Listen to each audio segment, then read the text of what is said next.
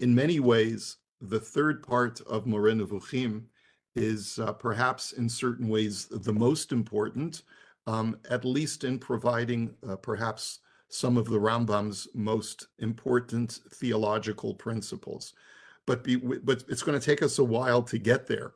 And I wanted us to start today by sort of reviewing the structure of the guide, just like we did sometimes several months ago when we began section 2 of the guide and we reviewed the structure of the guide. The first thing that I wanted to share with you is that there's a lot of controversy as to why the Rambam structures the guide in the way that he does.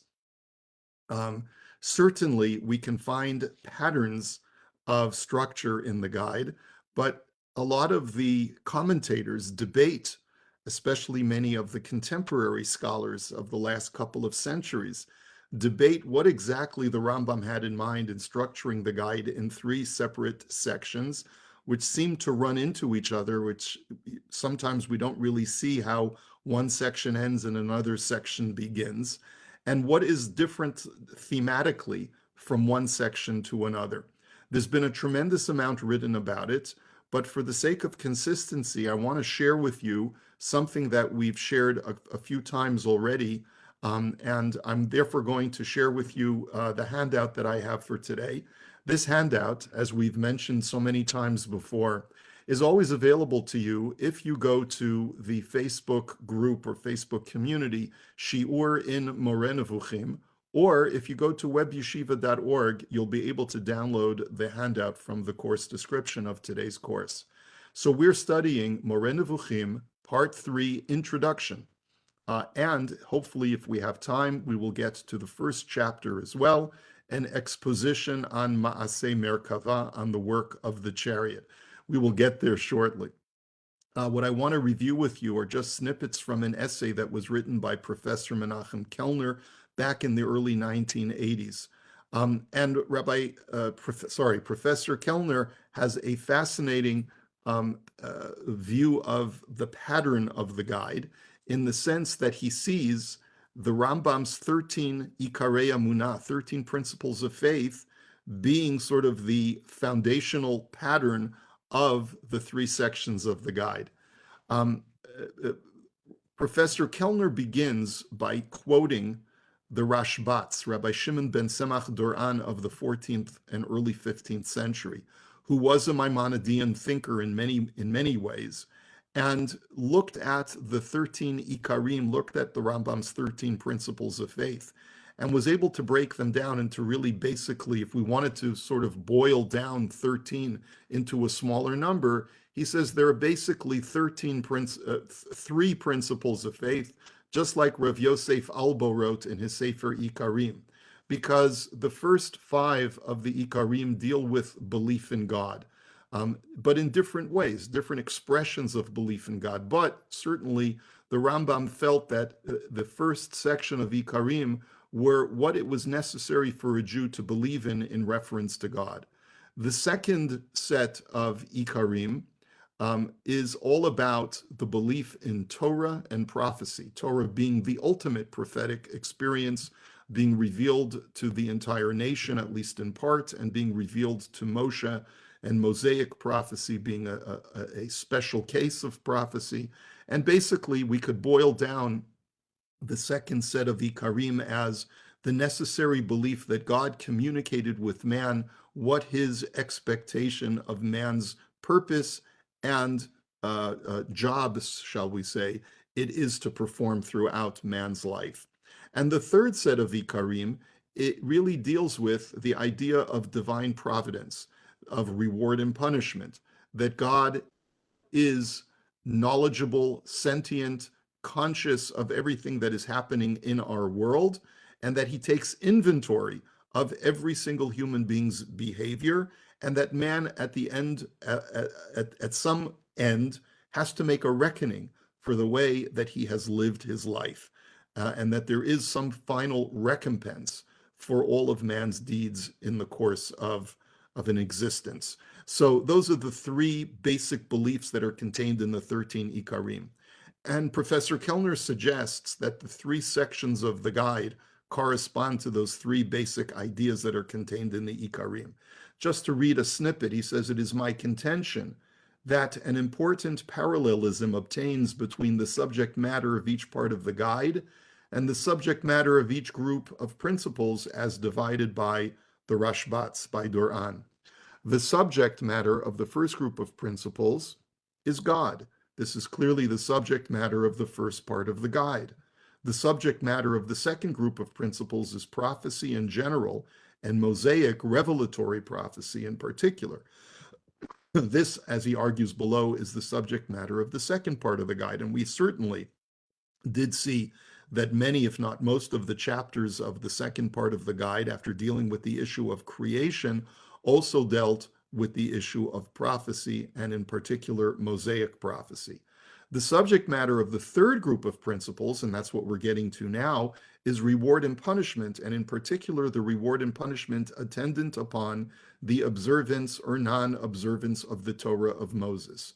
Guide section 3 similarly concerns the rewards and punishments attendant upon the Torah of Moses, and, like the third group of principles, deals with the questions of God's knowledge and providence, both of which are intimately connected with the question of reward and punishment. Now, as we're going to see once we embark on section 3, we're going to be launching straight into a discussion of what is called Ma'aseh Merkavah. The Rambam is going to introduce us to that project momentarily, and then once we begin chapter 1, we'll see that immediately the Rambam starts an exposition into the meaning of the text of Ezekiel chapter 1 and Ezekiel chapter 10, where he has two different visions of these angels with four faces. So the question is, what does Ma'aseh Merkavah, this act of the chariot, this divine vision that Ezekiel, a sublimely detached and transcendent vision, what does that have to do with the idea of reward and punishment? What does that have to even do with mankind? So let's take a look at a later part of that same essay where Professor Kellner details his contention. There are 5 major subjects dealt with in part 3 of the guide. Number 1 is explanation of Ezekiel's vision, Ma'aseh Merkavah, which are chapters 1 through 7. The issue of evil, why evil exists in the world, which are chapters 8 through 12. Providence and God's knowledge, which is a huge chunk, that's chapters 13 through 24.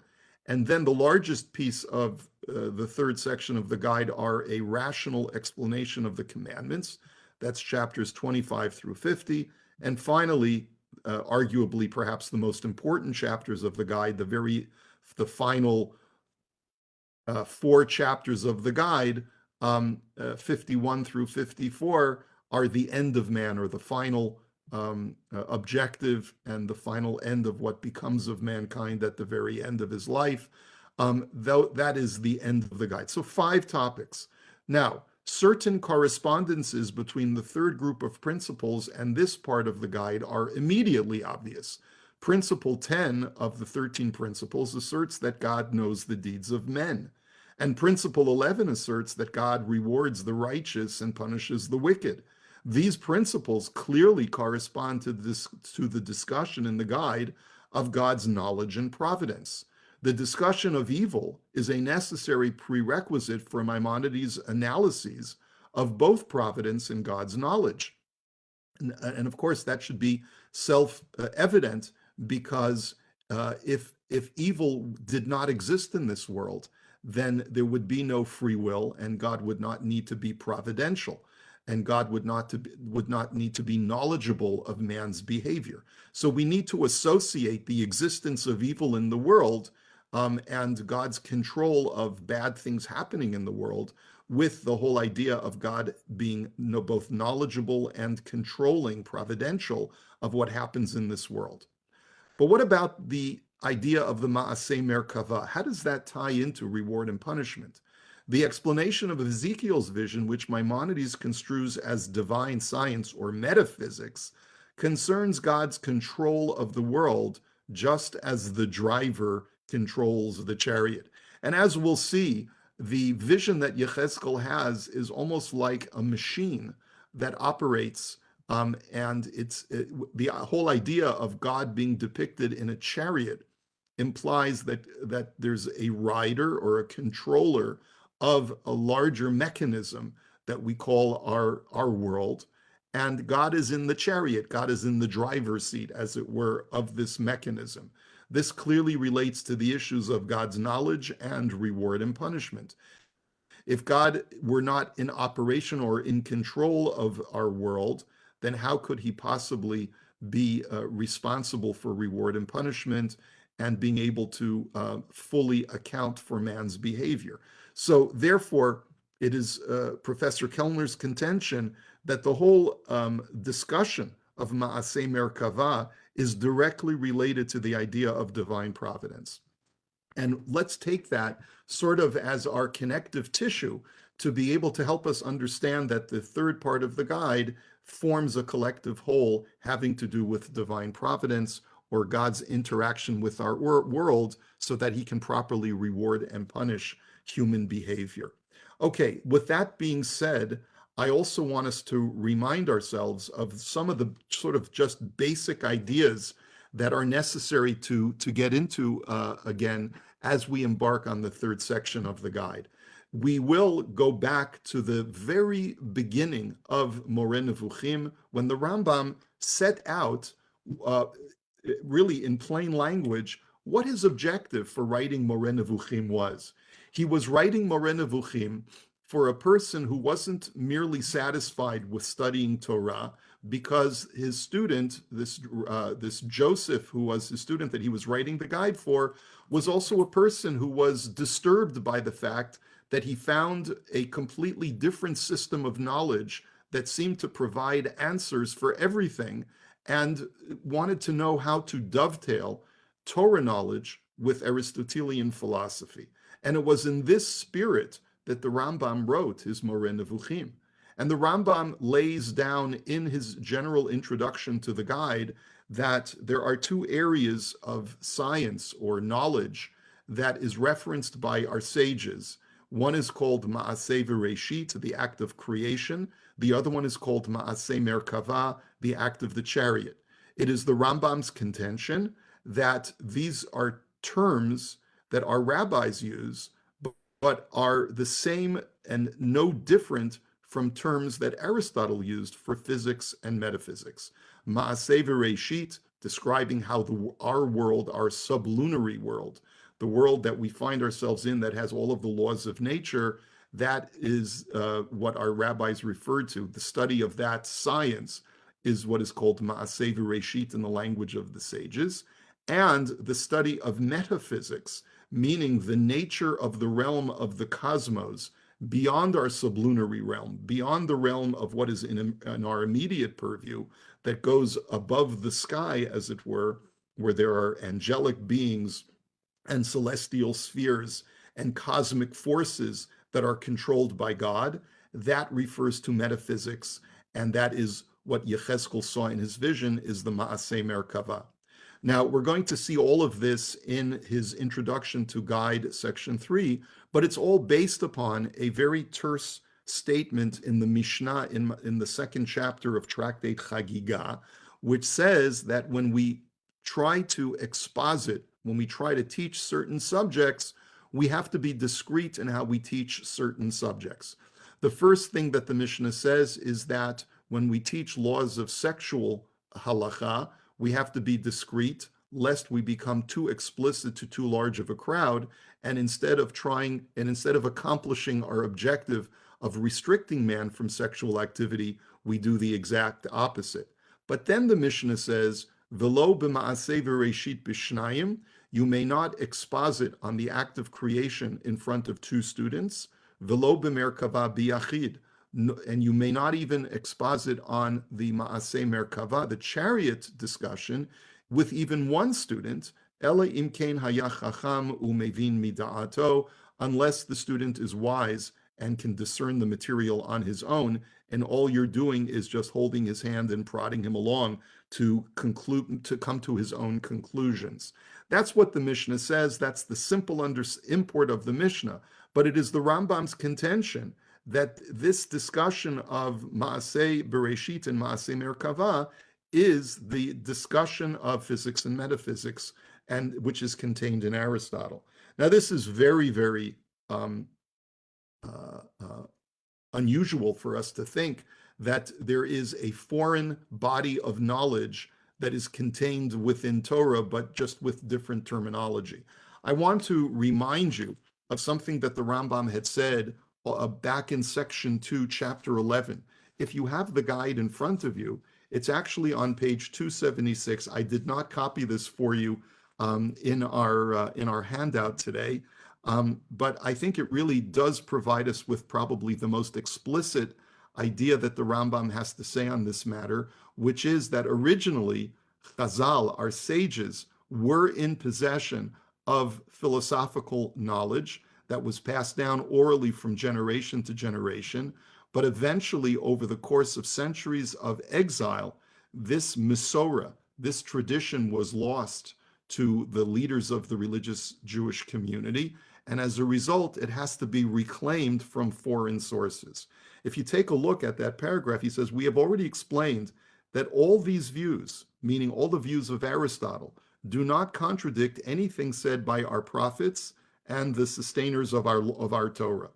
For our community is a community that is full of knowledge and is perfect, as he, may he be exalted, has made clear through the intermediary of the Master who made us perfect, meaning Moshe Rabbeinu, saying, surely this great community is a wise and understanding people. Rak am chacham v'navon, hagoy hagadol hazeh, as it says in Deuteronomy chapter 4. However, when the wicked from among the ignorant communities ruined our good qualities, meaning when foreign nations came along and disrupted our communities, destroyed our words of wisdom and our compilations, and caused our men of knowledge to perish, so that we again became ignorant, as we had been threatened because of our sins. For it says, and the wisdom of their wise shall perish, and the understanding of their prudent men shall be hid. It's a verse in Isaiah. When furthermore we mingled with these communities and their opinions were taken over by us, as were their morals and actions. For just as it says regarding the similarity of actions, they mingled themselves with the communities and learned their works. It says with regard to the adoption by us of the opinions of the ignorant, and they please themselves in the children of strangers, which is translated by Yonatan ben Uziel as, and they walk according to the laws or the ways of the Gentiles. When in consequence of all of this, we grew up accustomed to the opinions of the ignorant, these philosophic views appeared to be, as it were, foreign to our law, just as they are foreign to the opinions of the ignorant. However, that's not really the way it is. That's what the Rambam has to say. He says, we originally had a possession within the annals of our knowledge base, all that Aristotle writes that is correct and true. We lost it. And so therefore, all I am doing, says the Rambam, when I present this idea of hybridizing, of synthesizing Aristotelian philosophy with Torah literature, is I'm just restoring the crown to its original stature, what we call machazir ha'atara liyoshana. Now, if we take a look at the Rambam's general introduction, we see a similar thing. What is his objective? He says, my primary object in this work, and I'm using the Friedlander translation just because it's easier to cut and paste it, is to explain certain words occurring in the words of Tanakh. It is not here intended to explain all these expressions to the unlettered or to mere beginners, a previous knowledge of logic and natural philosophy being indispensable. In other words, when I write the book Moreh Nevukhim, I am writing primarily for people who have Torah knowledge and who have a knowledge of Aristotelian philosophy, and to explain to you, based on your knowledge of philosophy, what the real meaning of these passages are. Or to those who can find, I'm also not writing this book for those who are Torah scholars, but have not ventured out of the Beit Midrash to study philosophy. For the true knowledge of the Torah is the special aim of this and similar works. True knowledge of the Torah, meaning going back to discover Maaseh Bereshit and Maaseh Merkavah. The object of this treatise is to enlighten a religious man who has been trained to believe in the truth of our holy Torah, who conscientiously fulfills his moral and religious duties, and at the same time has been successful in his philosophical studies. Human reason has attracted him to abide within its sphere, and he finds it difficult to accept as correct the teaching based on the literal interpretation of the Torah. Hence, he is lost in perplexity and anxiety because he looks at the simple words of the Tanakh, or at least the face value of those words, and he says, I don't understand what they mean. How does this, especially for myself as a philosopher, how can I make these words have more significance and to really have meaning for me? And then he writes, this work has a second object in view. It seeks to explain certain obscure parables and to explain that they are not meant to be taken literally. And I'm just skipping. For this reason, I have called this book The Guide for the Perplexed. We also stated in a number of places, primarily in Hilchot Yisodei HaTorah, that the expression Ma'aseh Bereshit and Ma'aseh Merkavah mean respectively, the account of, physics and metaphysics. And we explained the force of the rabbinical dictum, the Ma'aseh Merkavah must not be fully expounded even in the presence of a single student, unless he is wise and is able to reason for himself. You must therefore not expect from me more than such Rashi Prakim, is what the Rambam says. In other words, I'm only going to be providing you with certain flashes or glimpses of truth, but I'm not going to be spelling everything out. Now, this is really important. The Rambam is going to reiterate this in the introduction to section 3, and that's the reason why I'm bringing it over here. My object in adopting this arrangement is that the truth should be at one time apparent and at another time concealed. Thus, we shall not be in opposition to the divine will from which it is wrong to deviate, which has withheld from the multitude the truths required for the knowledge of God, according to the words, the secret of the Lord is with them that fear him. Sod Hashem lireyav. Know that also in natural science, meaning that in Ma'aseh Bereshit, there are topics which are not to be fully explained. And we went over a lot of these discussions of Ma'aseh Bereshit in section 2. And I would particularly bring your attention to chapter 30 of section 2, where we had a couple of shiurim where the Rambam, again, gave us glimpses, and we had to look at the commentaries to find the deeper meaning of what the Rambam was trying to convey in his presentation of different passages of creation, and that they were really in reference to Aristotelian physics ideas.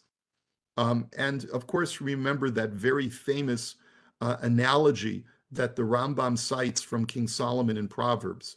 Tapuchei zahav b'maskiot kesef, davar davur al ofnav. A word fitly spoken is like apples of gold in vessels of silver. And the Rambam really says, there's certain kinds of artwork where the gold apples of the art sculpture are overlaid with silver lattice.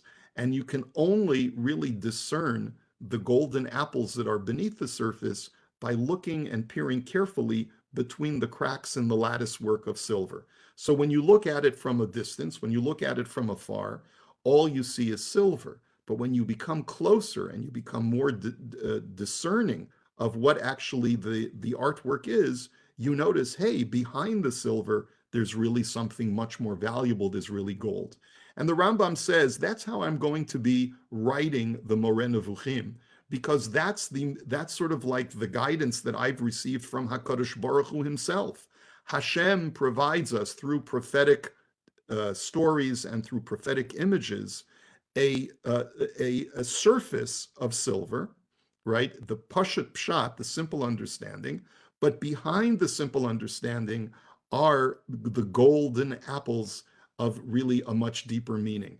And because I'm not permitted to reveal to the masses certain really sublime ideas that are very, very deep and esoteric, and because God has patterned for us this way of presenting information on multiple levels, that on a surface level plus deeper levels that are quite underneath and need to be scraped away from the surface, I am presenting the information in Moreh Nevukhim in the same way. He says, see how beautifully the conditions of a good simile are described in this figure.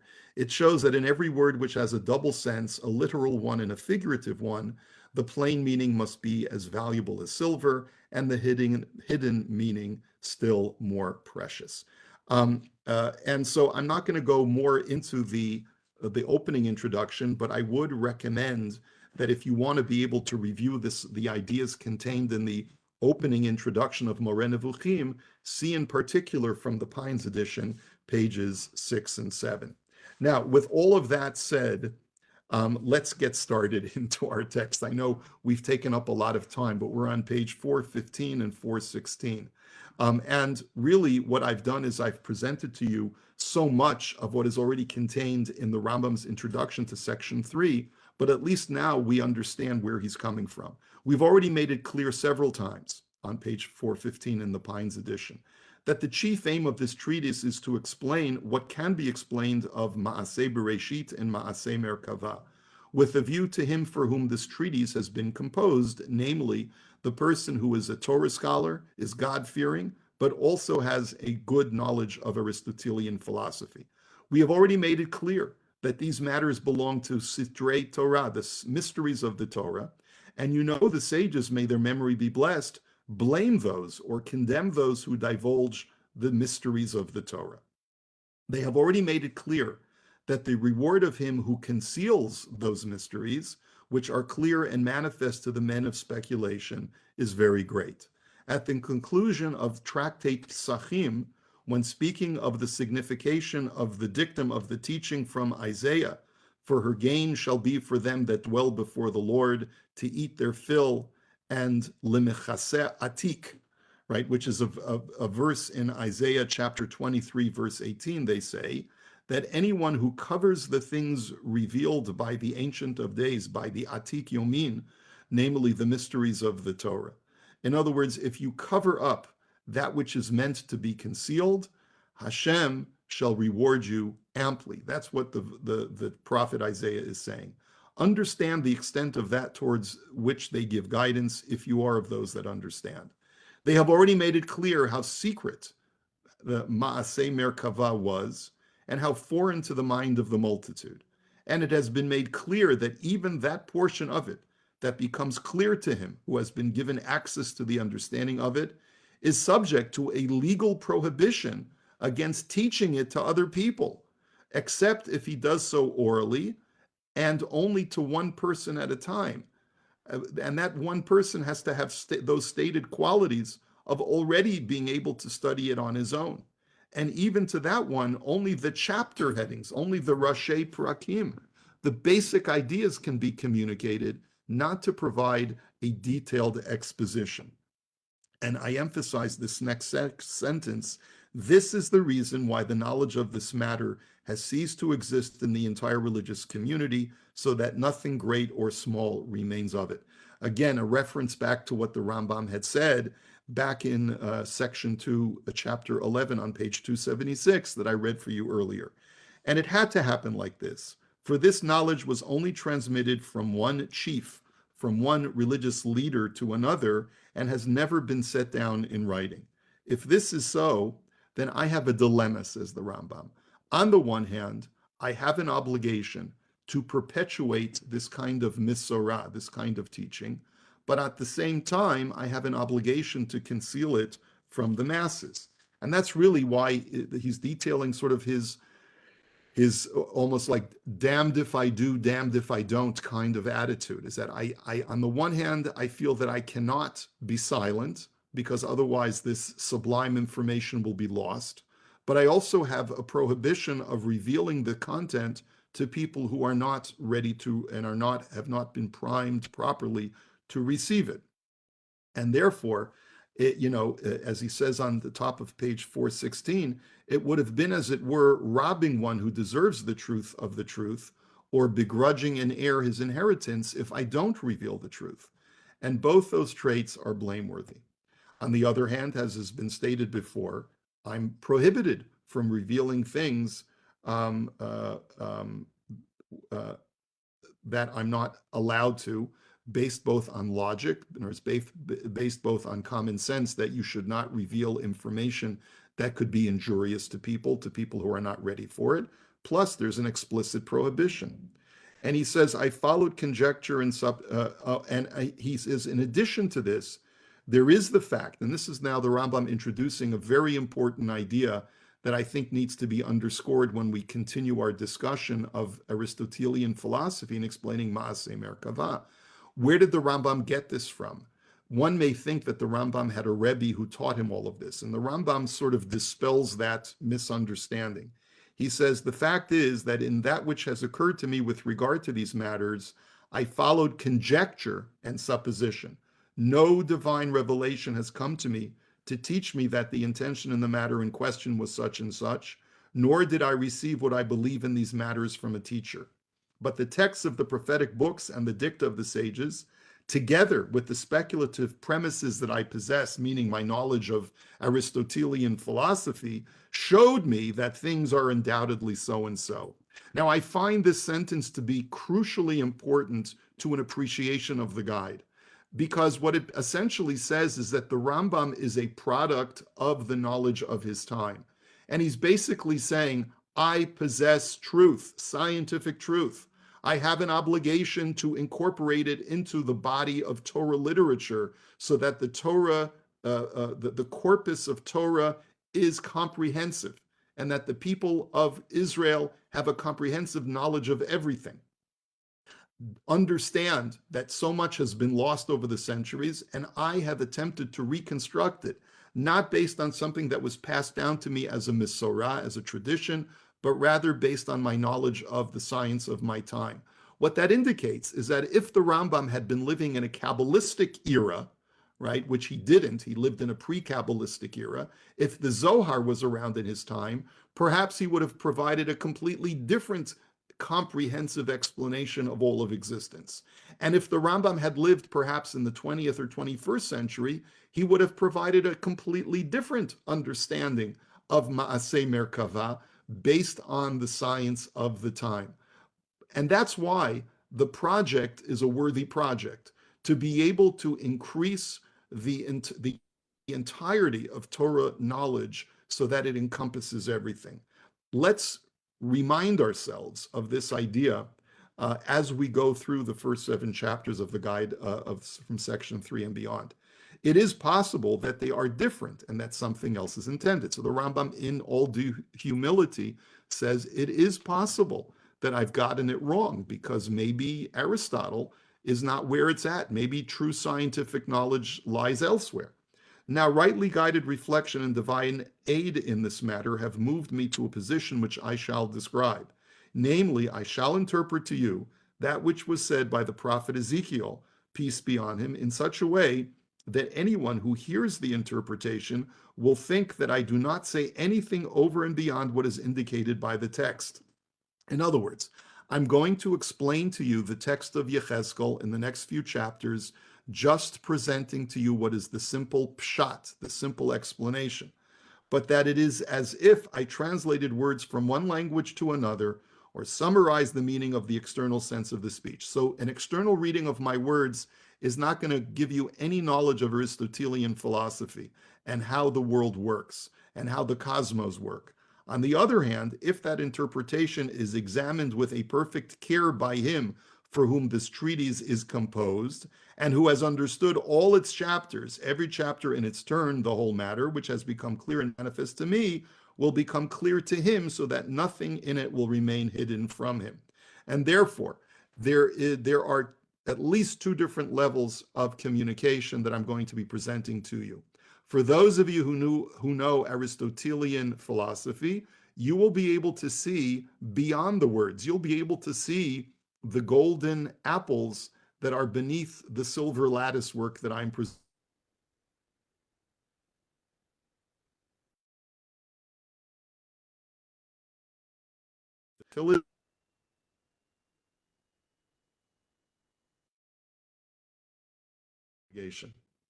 So, the concluding words of this chapter are, after this introduction, apply your mind to the chapters that will follow concerning this great, noble, and sublime subject, which is a stake upon which everything hangs and a pillar upon which everything is supported. And as the commentaries say, the Rambam here is combining two different texts, a verse from Isaiah and a verse from Judges. But basically, he's saying that this is vitally important information because it certainly provides us with an understanding how God tethers himself to our existence, has complete omniscience and knowledge of everything that takes place, and how he can maintain his providence over all of existence. That is what this discussion is all about. Going back to Kellner, the necessary prerequisite discussion before we get into a fuller discussion of reward and punishment. I was hoping to begin chapter 1 today, but that's not to be. What we will do is we will hold it here and we will commence with chapter 1 with an exposition on some text from Ezekiel chapter 1 and Ezekiel chapter 10. We'll save that for next time. And I hope that I wasn't rambling on too excessively and that you got something out of our presentation today. If there are no questions, we'll call it here for a day. I wish you a good week, dear friends, and we'll see you next time. Take care. Thank you very much. Have a good Lag Bomer. You too. You too. Take care.